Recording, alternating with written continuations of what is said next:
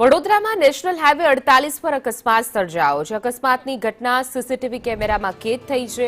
Bullet સવાર યુવકો ગંભીર રીતે ઈજાગ્રસ્ત થયા છે। અજાણ્યા વાહને ટક્કર મારતા પટકાયા હતા।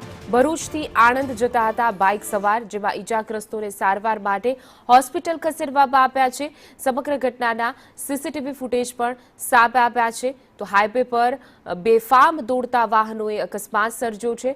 ભરૂચના યુવકો જે બુલેટ પર સવાર હતા તેઓ ઈજાગ્રસ્ત થયા છે। સમગ્ર ઘટનાના દ્રશ્યો સીસીટીવીમાં જોવા મળી રહ્યા છે કે પૂરપાટ ઝડપે આવતી કારે પાછળથી આગળ જઈ રહેલા બુલેટ ચાલકને ટક્કર મારી હતી અને બુલેટ ચાલક જે છે તે રોડ ઉપર પટકાયો હતો। જો કે સદનસીબે કોઈ જાનહાનિના સમાચાર નથી, પરંતુ બુલેટમાં સવાર બે લોકો ઈજાગ્રસ્ત થયા છે।